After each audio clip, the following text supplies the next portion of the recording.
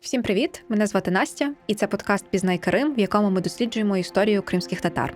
Сьогодні ми будемо з вами говорити про спільне та відмінне в кримських татар та українців, про наші спільні походи, які зафіксовані в історії України. Поговоримо про те, як Росія затирала деякі факти, про які ми дізнаємось вже під час цього епізоду, а також про те, як намагалась нас розділити. Про це ми поговоримо з моєю подругою Наджия Аметовою, а також з заступником директора Українського інституту Алімом Алієвим.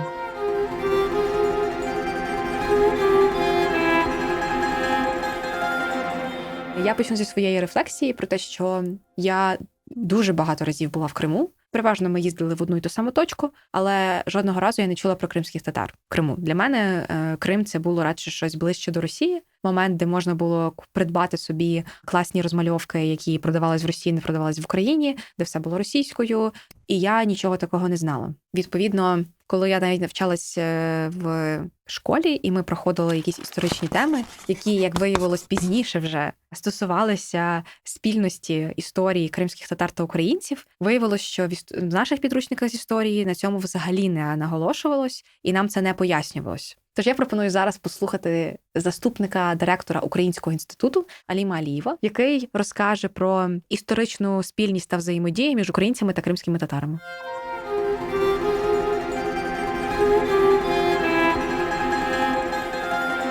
Якщо говорити про ці взаємини між кримськими татарами та українцями, вони, очевидно, завжди були з самого моменту і етногенезу кримських татар та і створення Кримського ханства на півострові, через те, що ти не міг не взаємодіяти з сусідами, і ти з цими сусідами взаємодіяв або будучи партнерами, або воюючи один з одним.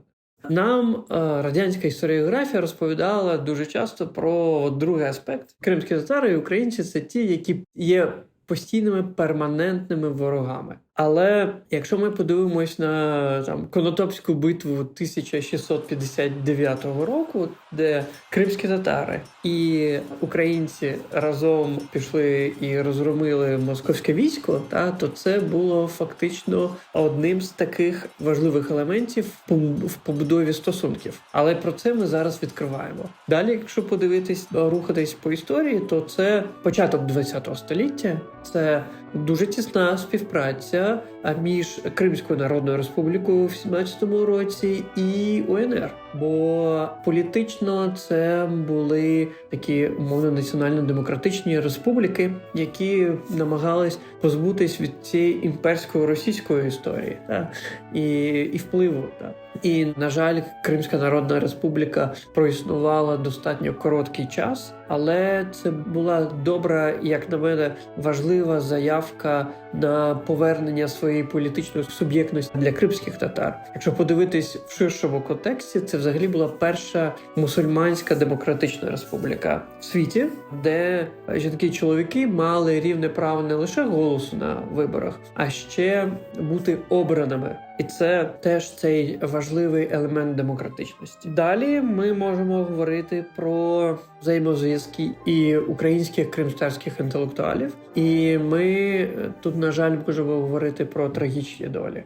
Розстріляне відродження, яке відбувалось в різних регіонах України, воно відбувалося в Криму. В 38-му році теж розстрілювали інтелектуалів і тих, хто впливає на формування точки зору кримських татар, ті, хто є авторитетним. Ще одна спільність, про яку важливо сказати в освіті, в науці: Острозька академія, Києво-Могилянська академія, Зенджерло медресе. Це, власне, Зенджерло медресе було засновано в 1500 році. Ці інституції були засновані на кількох парадигмах: релігійна, християнство, іслам і викладання як частина семінарії або духовного навчального закладу в Криму. З іншого точки зору, це світські науки і навіть трошечки управління. Це те, що було, наприклад, в Зенджерло медресе. Це той важливий факт, про який ми теж мало говоримо, але важливо про нього говорити.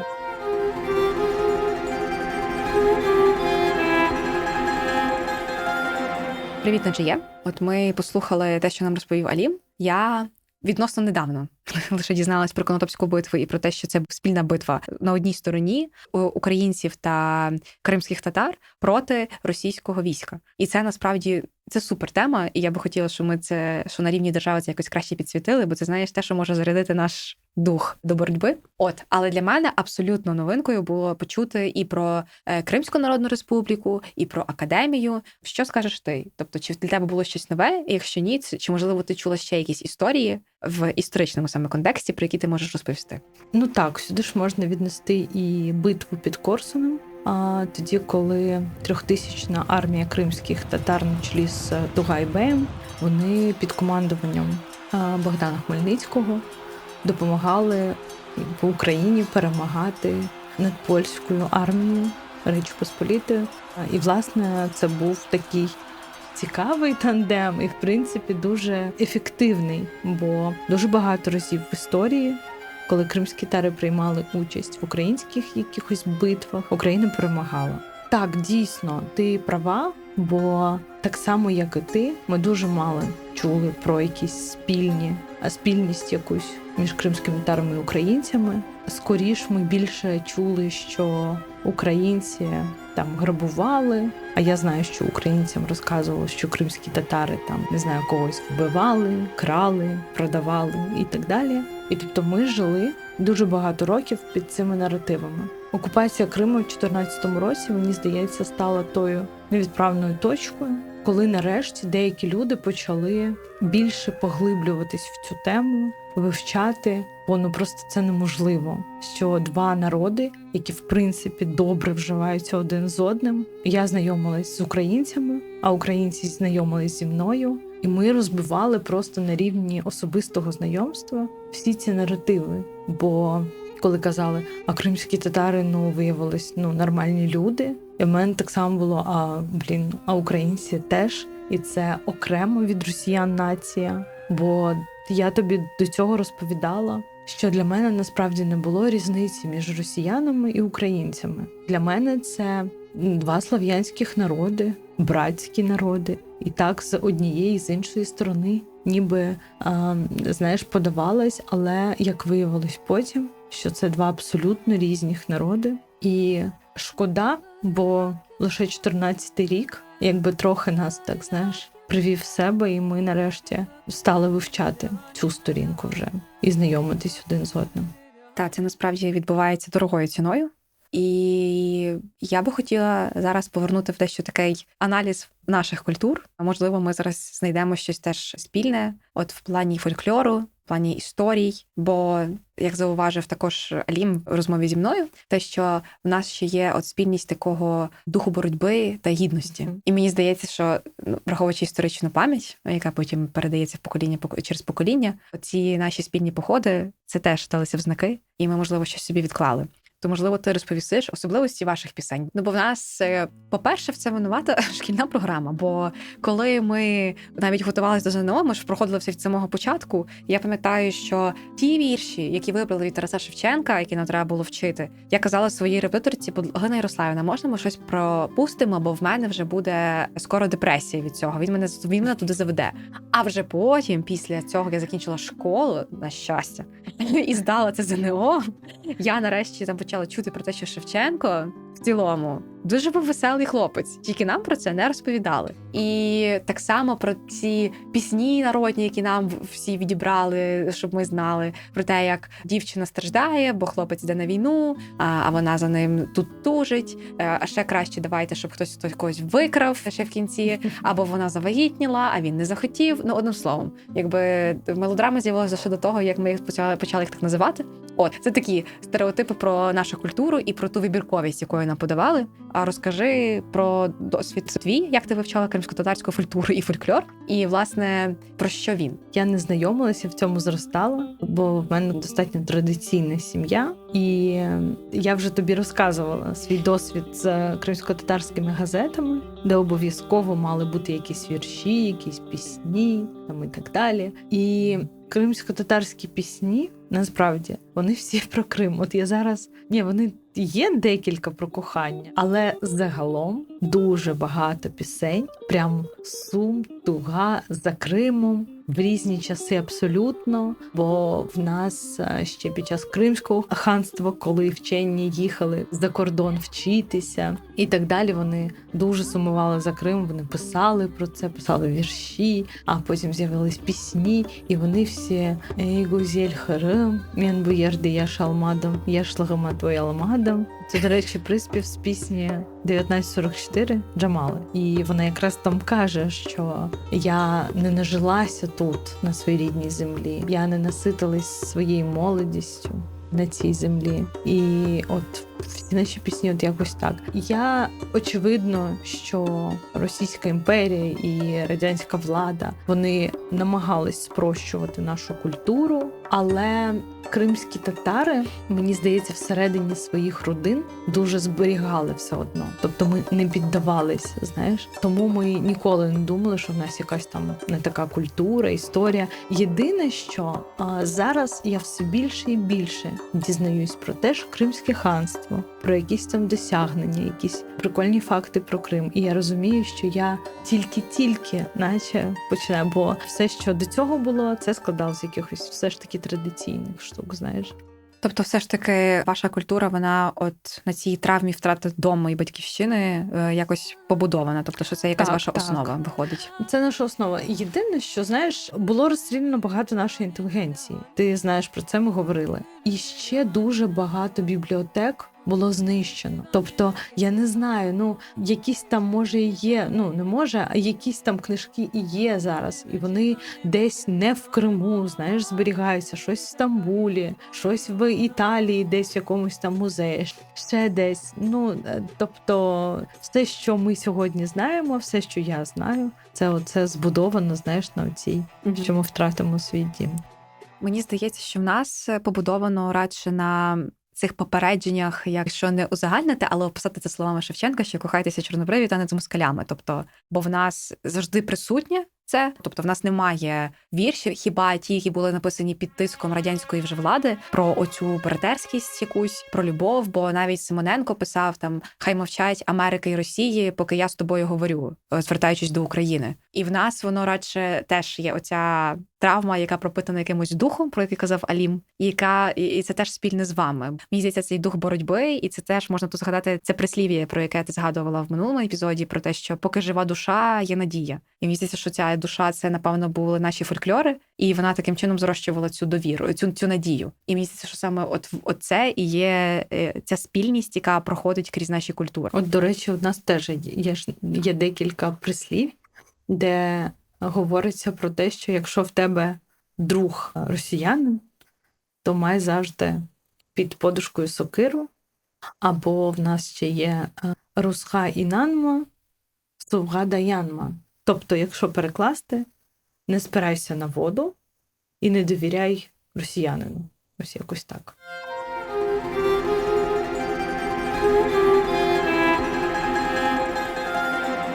Про одну особливість, яка, я думаю, впливала на наше сприйняття деяких кримсько-татарських слів, теж повпливала Росія. І про цю особливість я почула вперше зі слів Ахтема Сейтаблаєва. І, власне, ми з ним, коли говорили для минулого епізоду, також зачепили цю тему, і я пропоную вам послухати про те, як все ж таки змогла і тут повпливати Росія. Починаючи з вже всесвітньо відомого слова «Майдан», це просто так, навіть не думаючи, підтвердження того, скажіть мені, чи багато існує народів і держав головну площу країни, яка є сама вже певним символом гідності, прагнення до свободи, трагедії в тому числі, але трагедії жертовності і захисту того, що є тобі дорогим, має назву мовою іншого народу, про які ми в книжках з історії, особливо ті, хто народився в Радянському Союзі, я народився там тоді, і історію нам викладали саме радянську, тобто спотворену. Як так може бути, що ми ж одвічні вороги, як радянська історіографія каже? Так чому ж тоді козак, тютюн, табак, штани, майдан і закінчуючи Хохол, яке перекладається як «син неба», а не «недолугий малорос». І що сарай – слово, яке доволі часто використовують навколо нас, але в конотації того, що це недбалий якийсь там будинок, в якому там зберігається, або худоба там живе, да, або зберігається якийсь там садовий інвентар. А взагалі-то то палац. І розуміючи і знаючи, що в російській мові немає слова сарай. Ну просто немає. Вони використовують, але це не є їх словом. В українській мові так само немає слова сарай. Є хлів. Це виключно тюркське слово, у якого є тільки один переклад. Це палац. І було б дивно, якось допустити думку, що декілька сторіч одна із найпотужніших європейських держав, Кримське ханство, мало столицею чомусь місто, яке б назвало типу Клів. Да ні, Бахчисарай, палац в саду або сад навколо палацу.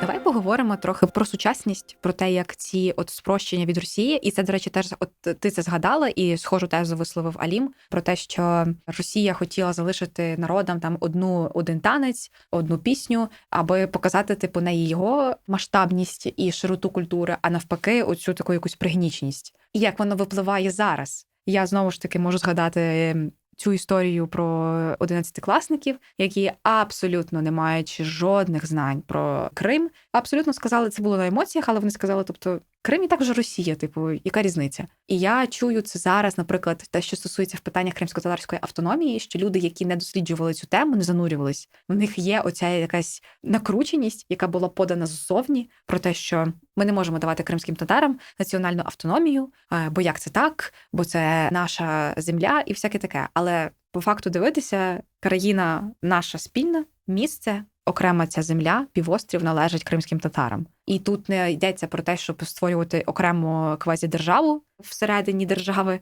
а про те, щоб просто відновити цю справедливість. Так, я, власне, хотіла до цього сказати тобі, що це не те, щоб ми просимо, дайте, будь ласка. Це просто факт історичної справедливості. В нас була своя земля. Тобто в нас була державність. Якщо чесно, Настя, я вже 6 років в Києві, і іноді я в Фейсбуці натрапляю на коментарі людей, які були для мене, не знаю, я захоплювалася цими людьми, бо вони публічно писали, що кримські татари їх друзі і так далі. Але коли питання стосується кримсько-татарської національної територіальної автономії, то починається, що це може стати загрозою, або там про інших людей. А чому ми маємо їм давати? Ніхто нам нічого не дає. Це йдеться про історичну справедливість. І якщо ми прагнемо жити в цивілізованому світі, якщо ми прагнемо стати вже де-юре європейською країною, то маємо слідувати цінностям відповідно. Так, я тут з тобою повністю погоджуюсь. Сподіваюсь, дійде до якогось розуміння і наш слухач.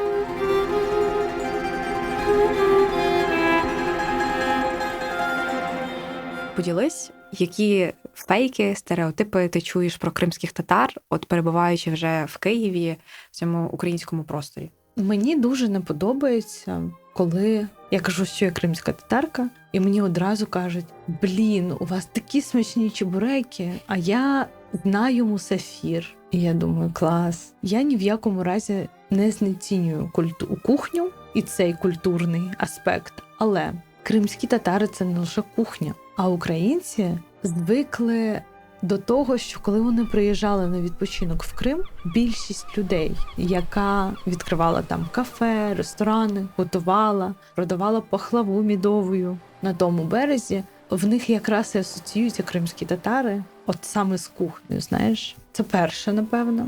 Друге, це нещодавно, знову ж таки, коли я робила бліц-опитування на вулицях, і я спитала, що ви знаєте про кримських татар, і дівчата, яким були, мабуть, десь по 17-16 років, сказали, одна повертається до іншої і каже: а це не ті, хто нас вбивав? І я подумала, а як так?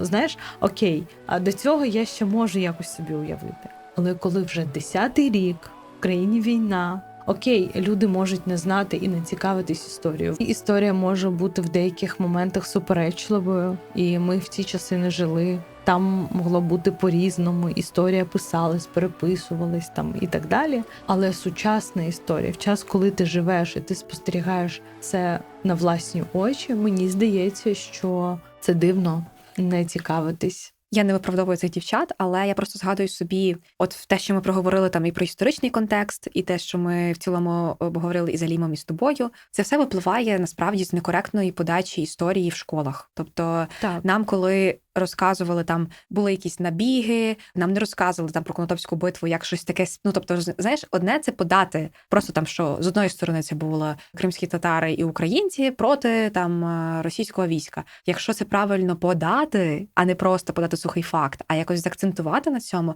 це краще відіб'ється в голові. Тому що успішні походи, вони не викликають таку бурю емоцій, як якісь навали і те, що когось вбивали, тобто якийсь народ. Тобто, і це краще відбувається в пам'яті, але потім пам'ять викривлюється і відбувається оце. Це не ті, які нас вбивали. Ну, звісно, тому що люди думають, що кримські татари – це чиїсь татари, а не кримські татари як окремий народ. І тому відбувається така плутанина, тому що в підручниках з історії не дають розуміння того, хто такі кримські татари. Бо кримські татари, як я вже згадувала в епізоді про депортацію, там навіть не згадується ця трагедія в деяких підручниках, і навіть вже не говорячи про цю історичну якусь тяглість. І тому я пропоную зараз послухати, що сказав про це Алім Алієв, саме про освіту, і як змінювати це. І потім, можливо, нам ще буде з тобою щось додати після цього. Завжди має бути інфраструктура, яку створює держава. Якщо ми говоримо про мову, це означає, що мають бути підручники, мають бути університети, де готуються викладачі, мають бути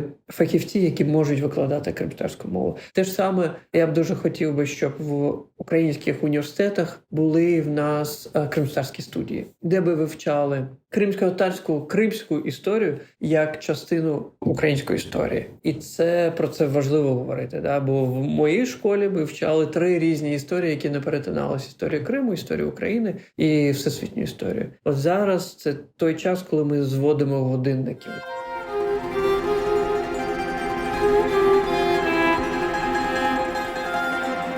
Я погоджуюсь з Алімом, що потрібно починати з освіти, бо освіта – це те, що з нами з самого маличку і те, що нас формує.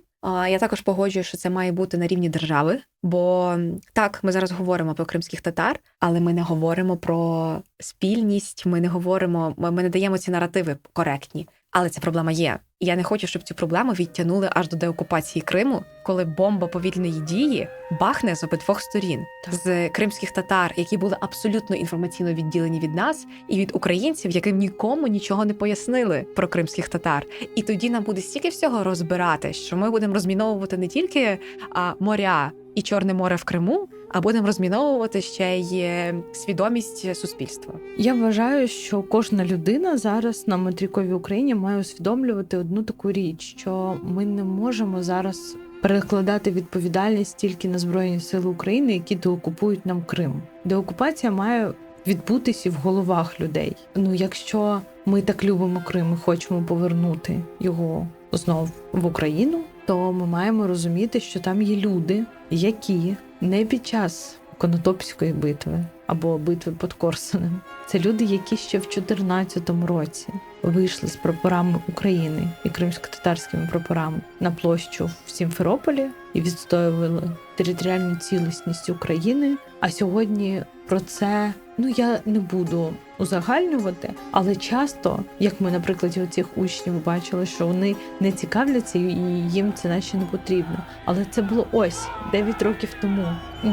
Оце хоча б можна знати. Або це питання до вчителів, щоб хоча б один урок, наприклад, це може бути 26 лютого, проводити відкритий урок і розповідати, що, власне, відбулось тоді в нашому Криму. Я собі згадала цитату Вакарчука про знання. Він сказав про те, що свобода полягає в тому, що ти обізнаний. Необізнані люди, вони не вільні. І мені здається, що тут є доля правди, оскільки оце і нам доказує. Ми маємо мало знань, і відповідно від цього ми є досі не до кінця вільними.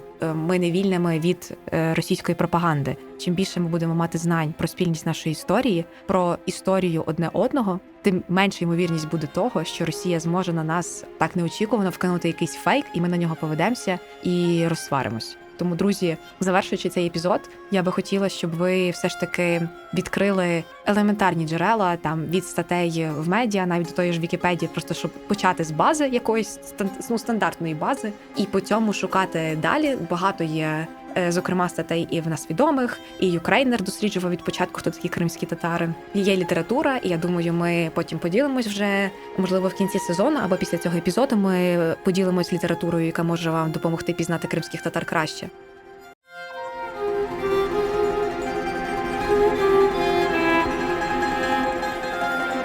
Наступний епізод буде присвячений історії однієї кримської татарки Саїди Арифової, яка змогла двічі врятувати єврейських дітей. Про те, як їй це вдалося, як ця історія стала відомою, ми поговоримо в наступному епізоді разом з моєю подругою Наджіє та кримсько-татарським режисером Ахтемом Сейтаблаєвим, який зняв фільм про Саїду Арифову «Чужа молитва». Саглахнін халам. Корошкенджі.